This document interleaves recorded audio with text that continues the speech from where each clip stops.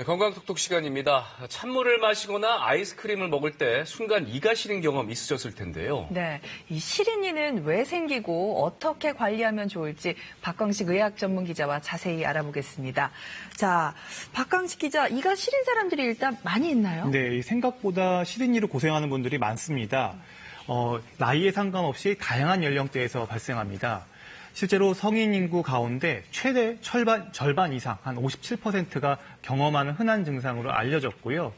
특히 잇몸병, 이 치주질환 환자들에서는 최대 98%에서 시린이로 고통받고 있다는 조사 결과가 있습니다. 네.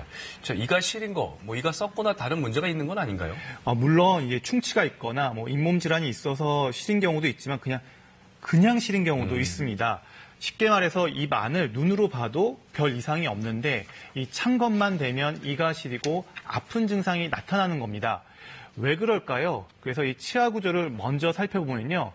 치아는 이 바깥에 이 범랑질이라는 이 단단한 물질이 싸고 있습니다. 마치 이렇게 코팅된 것처럼요. 그래서 그 안쪽은 또 상아질로 구성이 되어 있는데요. 상아질은 이 미세한 관들의 이 집합체입니다. 이 안에는 이 액체로 차 있어서요. 이 외부 온도나 압력 같은 자극을 받으면 이 내부 신경으로 빠르게 전달합니다. 이 건강한 치아라면 이 찬 음식이 직접 닿아도 바깥에 이 범랑질이 잘 보호하고 있으니까 별 문제가 없겠죠. 하지만 치아 표면 이 범랑질이 손상되면요. 이 안쪽에 상아질이 노출되고요.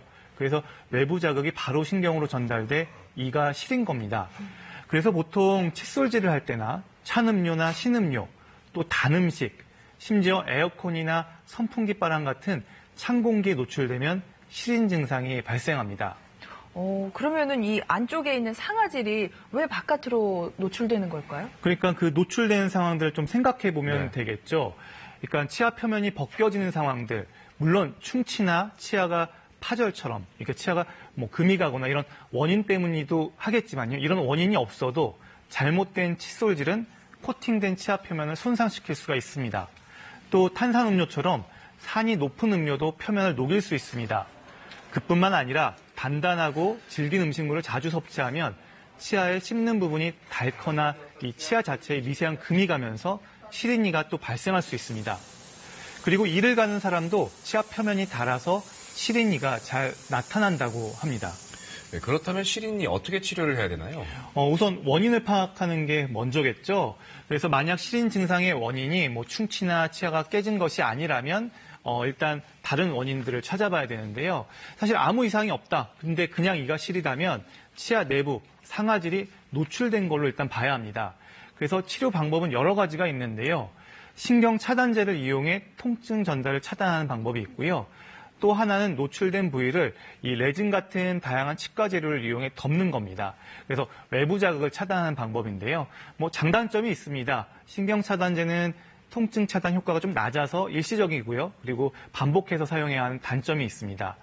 치아 표면을 덮는 방법은요. 많이 사용되긴 하는데 이마저도 시간이 지나면 주변 경계 부위에 틈이 발생해서 증상이 재발하는 좀 단점이 있습니다.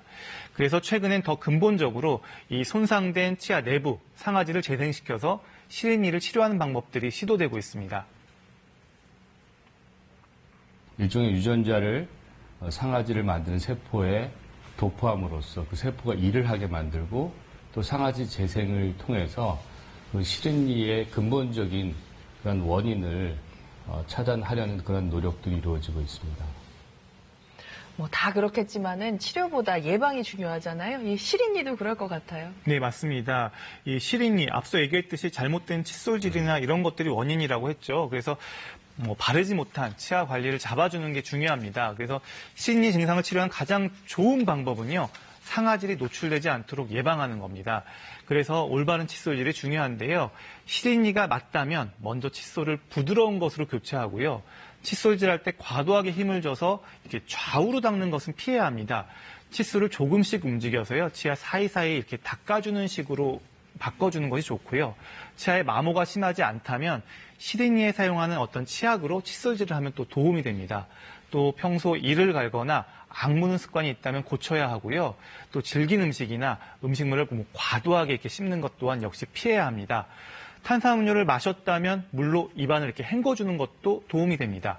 늘 마시던 또 냉수나 심지어 시원한 바람에 갑자기 이가 시리다면 이건 치료가 필요하다는 신호로 여기고요. 그냥 넘어가지 말고 치과 진료를 받아보는 게 좋습니다. 네, 오늘 건강톡톡 시린 예방법과 치료법에 대해서 살펴봤습니다. 잘 봤습니다.